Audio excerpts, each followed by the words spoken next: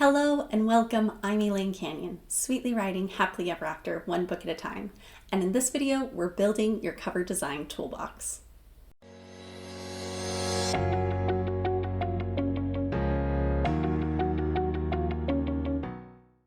In the last video, I introduced you to typography, specifically the different styles of typeface that exist, along with the emotions that those specific styles can be associated with. In this video, we're going to apply everything that we learned to talk about legibility, readability, and choosing the correct fonts for your book cover. Let's start with legibility. Legibility is the reader's ability to distinguish one character from another. So think of those fonts where all of the letters kind of blend together and it's hard to distinguish one from the next. Or you might see this in someone's handwriting. A lot of times people, when they write, especially in cursive, they'll blend all of their letters together. You see that in signatures too.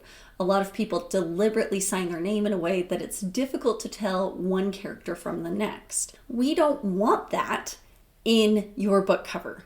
It's bad if your readers cannot read your title, if they cannot read your name, if they can't read any of the other text that you put on your book cover if you put anything else on there. So you need a different font if you can't distinguish character from character. There are 5 things we look at to determine if a font is a legible font. The first is the X height. An X height simply refers to how tall a character is in relation to the other characters around it. If your characters are all too short, they're difficult to distinguish. If they're all too tall, they're difficult to distinguish. We want to make sure that our X height is appropriate for the design. Next is the character width. And just like the X height, too wide or too narrow, and again, you cut down the legibility of the font itself. We talked about font weight in the last video, and this is one of the things we use to determine legibility. This is why slab serif, when we talked about last time, I mentioned it doesn't make good body copy. Its weight is always meant to be really bold. You're looking at a very thick weight, and that weight makes a paragraph look like a block instead of lines of text. Next are the design traits. These are the things like flourishes that you see in script fonts. They can be really pretty, but if they get too extravagant, they can cut down on legibility because you have all these different lines going places on top of the font and around the font. So it's important to make sure that when you're choosing a script font, that you can still make out character by character when it's all written together. Lastly is the stroke contrast of a font. This is how thick or thin the lines in a specific character are. So you could have an X that has a really thick line coming one way and then a very thin line coming another way. That's a heavy stroke contrast. Having a high contrast in your strokes can make a font a good attention-grabbing font for things like titles, but it makes it a very bad font for body copy because your eye is drawn to that contrast and it focuses on that contrast instead of on the text that you've placed in your design. Now, I started with legibility because legibility affects readability. If you don't have a legible font, then you already don't have a readable font. However, that doesn't mean that if you have a legible font, you also have a readable font. Slab serif, for example, is technically a legible font if used in a title. However, the minute you move it into body copy, it is not readable. So keep that in mind as you're choosing your fonts for your cover and as you're choosing fonts for your body copy. That just because a font is legible and readable on your cover does not mean it's going to be legible and readable in your body copy inside your book. Readability is how you've arranged the words in your design or your body copy to make it easy to read and clear and simple for your viewer to move through the design. We measure readability in the following 7 ways. First is the type size, how big or small a type is. If you're choosing a font and making it really, really small, it doesn't matter how legible the font is, it won't be readable. Same way for making it really, really big. Some fonts don't translate well into large sizes. So they could be very legible at a certain size and illegible in another size. They also can be readable at certain sizes and not readable in other sizes. There's a basic rule of thumb that we use in design when we're talking about body copy that your type size should stay between 8 and 12 point font. The smaller the font size, the more you're going to have people trying to pull out magnifying glasses to read it, but the larger the font size, it can become distracting. And we'll talk about the certain things that a large font size can pull up here in just a moment. But first, we're going to talk about typecase. This just refers to using uppercase or lowercase letters. If you're using all lowercase, that does cut down on your readability, just like if you're using all uppercase, it cuts down on your readability.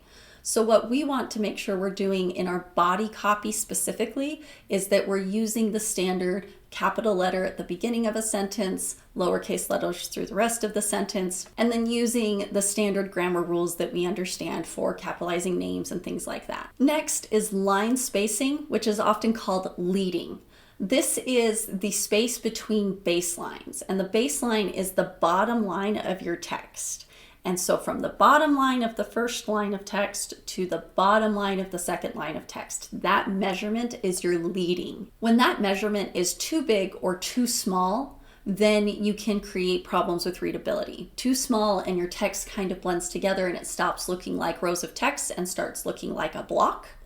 And then too large, your eye has a hard time understanding to follow it and move from one line of text to the next. So the rule of thumb we use in design for this is that you want to have 1.25 to 1.5 times the size of your font as your leading space. Next is the line length, which is often called our column width, especially if you're dealing with a magazine and you've got multiple columns of text on one page. But all this means is how many characters are in your line. As a standard rule of thumb, we tend to use 45 to 70 characters per line. That includes your spaces. So that's not just the characters in a word, it's also the spaces between words. That counts as a character. I've given you 3 standard rules of thumb here. All of these are going to vary based on the font that you use. So the size of your font and the scale of your font, all of that is going to affect these rules of thumb. Now they're good rules of thumb, and for most fonts, they're going to work fine, but be aware that you might need to adjust. Just like we've talked about in the past about the designer's eye, and we'll talk about that again later in this video, you need to be training your designer's eye to look at the designs you're creating and notice when 70 characters in a line length might not be enough, or when going larger than 12 point might be necessary for the font you've chosen for your body copy because 12 point is still just too small. The next thing we're going to talk about for readability is kerning. This refers to the space in between characters, and it is something that you can adjust in most design programs. Kerning is something that you'll use when you're working on your title mostly. We don't often need to adjust kerning in body copy, but sometimes we do. But when you're working with your title, it can be good to close the gap sometimes on letters for design elements. You can make really interesting titles by adjusting the kerning to either elongate the spaces or to shorten the spaces between each of the letters in your title. Next is tracking or letter spacing.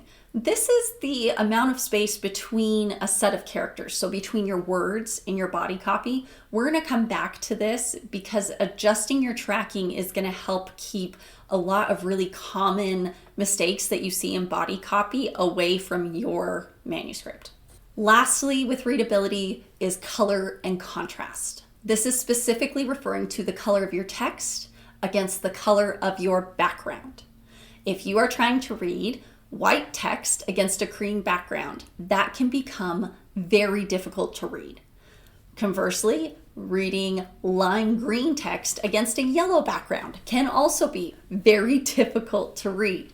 And so having good contrast and good color choices makes a lot of the difference, especially in your cover, because that's where most of the color is going to come in. When you're creating body copy, 90% of the time you're using white and black, because that's readable. And if you're ever not using white and black, it's important to make sure that whatever reason you've chosen not to doesn't cut down on the readability of the design itself. Readability and legibility can both be affected by a font's proportion. This just means how tall to how wide a character is in a font. If it's too square or if it's too much of a rectangle, either tall or wide, then that can affect the readability. They can be attention grabbing and make really good titles, but they make really bad body copy if they're too far to one end of the spectrum or the other. Now, I don't want any of this to make you feel like you can't use cool fonts. I don't want you to look at legibility and readability and make the decision that there's no way that you can use a neat looking font and you should just go with a really plain font so that everything can be legible and readable. That's not what I'm saying. I want you to understand that we are in the business of marketing. There are really neat fonts that are legible and readable and are stylistic and have cool flourishes. But it's important that you focus on finding those fonts for your title. When you're creating your body copy, it's important that you choose something that's readable and easy on the eye, because in the end, you're selling a product, both with your cover and with the body copy inside. We don't want your title to be boring, but we also don't want your title to be illegible or unreadable. We want your reader to be able to look at your book cover, whether on the thumbnail on your phone or on the shelf at a bookstore or a library, and be able to read the title, read your author name, see a beautiful picture behind it, and then click on it or turn it over and read your body copy and hopefully buy the book. That's our goal in all of this. And so I don't want you to feel like you can't have a cool font. But what I am saying is that a cool font that can't be read might as well not be on your book cover at all. You might as well have a cover without a title. In the last video, I talked a little bit about what body copy was, but just to recap, body copy is paragraphs of text in a design. For you, this means book formatting. And I want to go over just a few things with this as far as when you're formatting your book, because there's easy things that you can have happen if you're not paying attention that can distract from the reader being able to focus on the page in your book. The first is to take into account that you don't want a decorative font or a script font or a handwriting font or anything like that in your body copy. Your body copy should always either be a serifed or a sans serif font. There have been studies that show that a sans serif font usually reads better on a screen than a serifed font does. You'll notice in a lot of books that they all just go with a sans serif font because of this. That isn't to say that a serifed font is not readable on a screen. It absolutely is. And if you prefer serif fonts, by all means, find a good serif font and use that for your body copy. I would suggest, if you choose a serif font, to choose one where the feet are a little on the smaller side. It can be distracting if you choose a font that has heavy serifs on it. You don't want anything that's more serifed than like Times New Roman. That's about as far serifed as you want to go. Then you need to think about if you're going to justify your text or if you're just going to align left your text. So what that means, a justified text column, means that there's a straight line of text on the right-hand side and the left-hand side. If you only align your text to the left, that means you have a straight line on the left-hand side, but on the right-hand side, it means that you're going to have different sized spaces at the end. So some words are going to be longer and some words are going to be shorter, and so you're going to have spaces at the end of it before the new line returns and you start again with that perfectly straight line on the left-hand side. If you already know the font you want to use for your body copy and you haven't chosen yet if you're going to align left or justify it, I would do examples of a justified block of text and then an aligned left block of text to give you an idea of what that's going to look like. So I promised you that I would bring tracking back into this discussion, and this is where it comes into play. There are specific things that can happen in your body text if you're not paying attention, and the way that we're going to fix these mostly is with tracking and with kerning.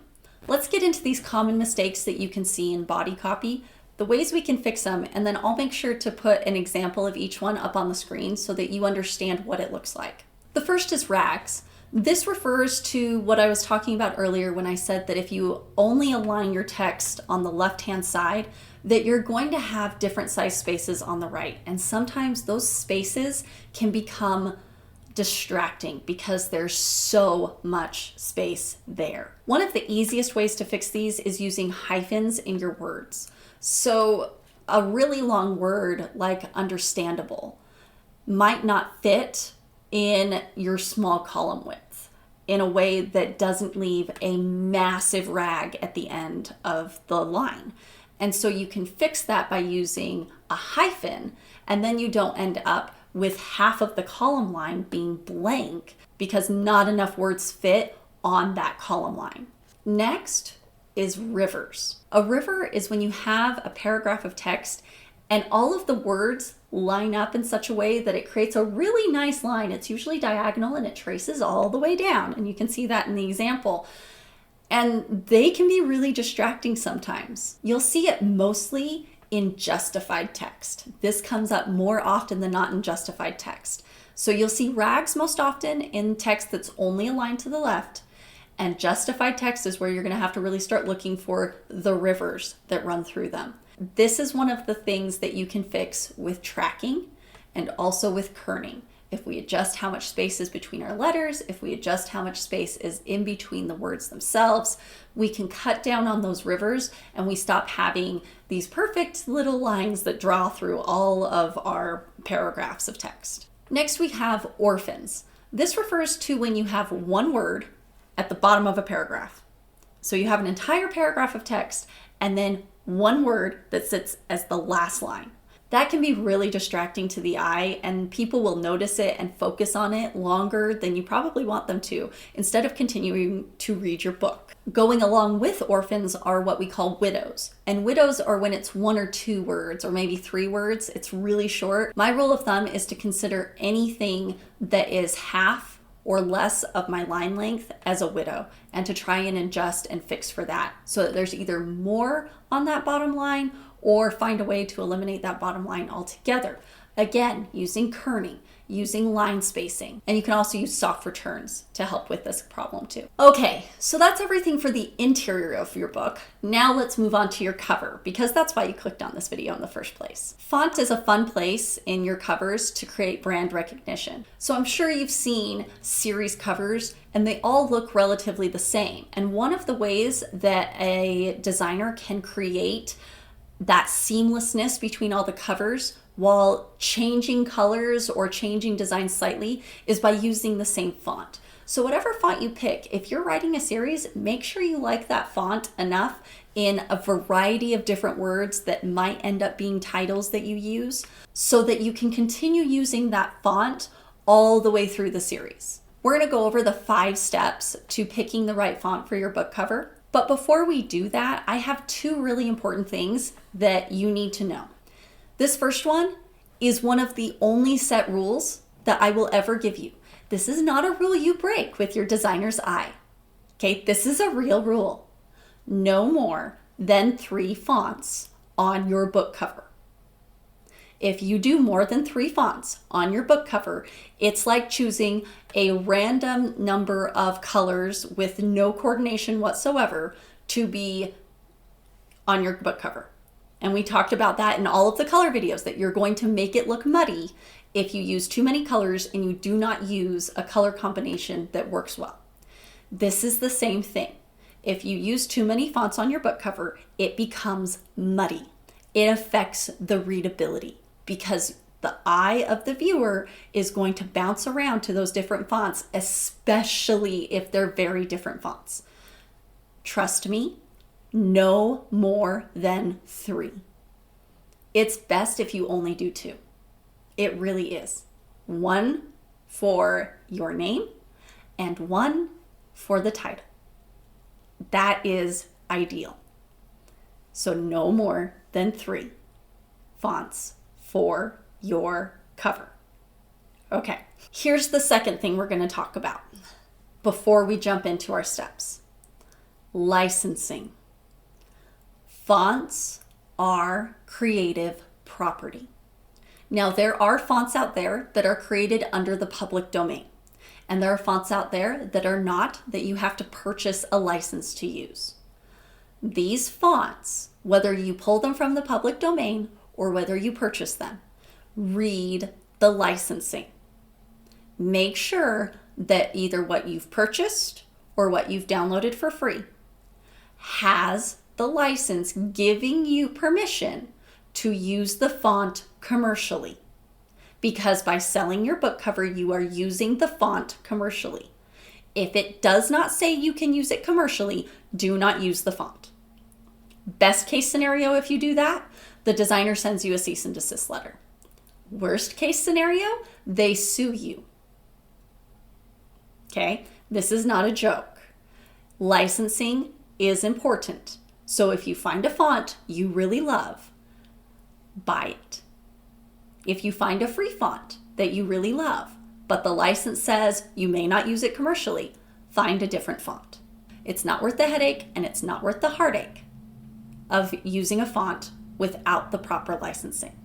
And fonts really aren't that expensive. You can get some beautiful fonts for as low as $7.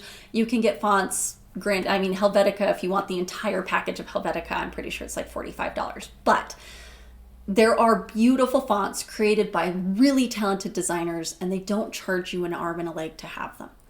So if you find a font that you love, purchase it. If it's a public domain font, read the licensing and make sure that you can use it commercially. All right? I don't want you getting in trouble with this. It's so easy to see a font and say, oh, it says it's 100% free. Well, yeah, it's 100% free for personal use, which means you can make your birthday party invitations with it. It does not mean you can sell a product that has the font on it. So please, please, please read licensing agreements for every font. When you download a font, there's usually a text file or an HTML file. It's normally called license or README. It will tell you everything you need to know. And if you're buying a font, it will tell you on the website what it is you're agreeing to when you purchase it. So please make sure that you are reading your licenses and you are using fonts according to the license agreement when you downloaded it.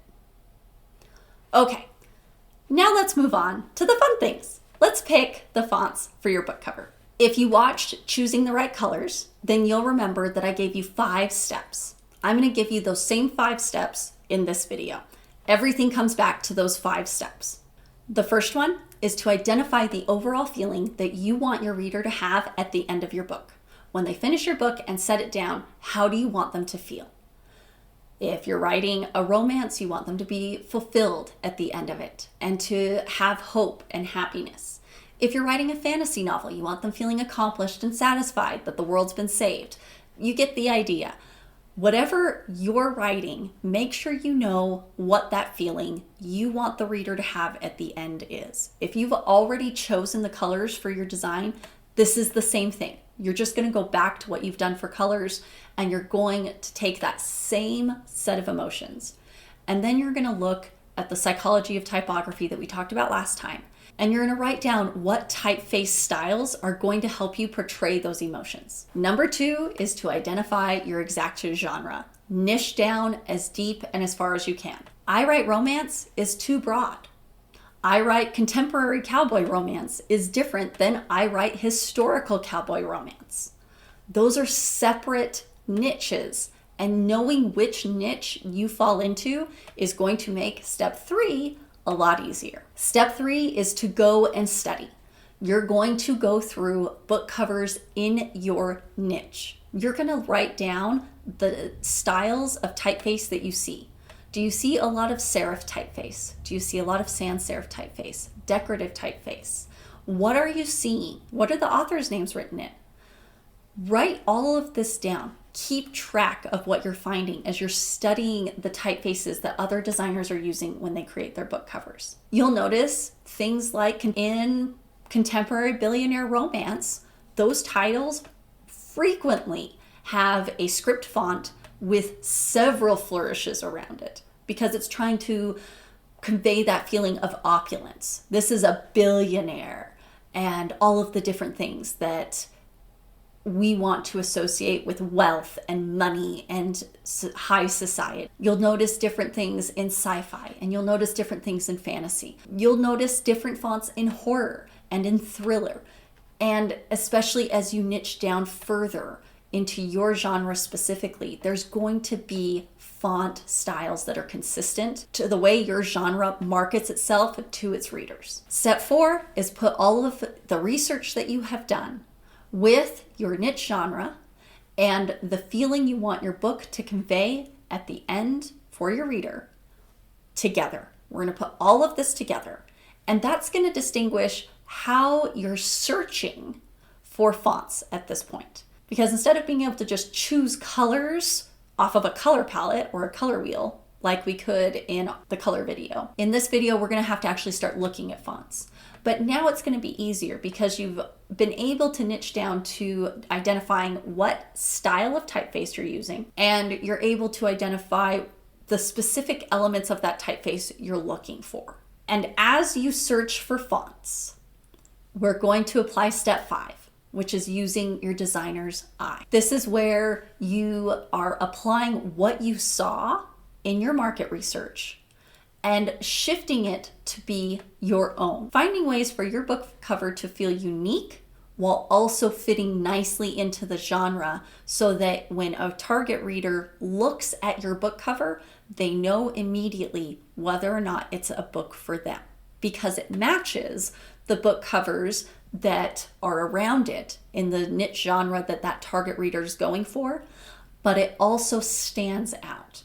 And in the end, the typography helps convey the message you're trying to send to your target reader. All right, that was a lot of information. And this video I know is longer than some of my other ones, but I didn't necessarily want to cut body copy out of this video, and I wanted you to understand how to use type when formatting your book as well. So this video got long, but I hope that this information was useful to you and helped you understand what you're looking for when you're choosing fonts, whether for your body copy or for your title. If you are confused on anything, please don't hesitate to drop a comment down below. I'll be happy to drop down and try and clarify or explain anything that has felt overwhelming or confusing throughout this whole topic. If you found this video helpful, please give it a like. It helps other authors find it. If you want to know more about cover design, make sure you hit that subscribe button. I post videos on Wednesdays about discovery writing, cover design, and self-publishing on a teeny budget. I hope to see you again next time.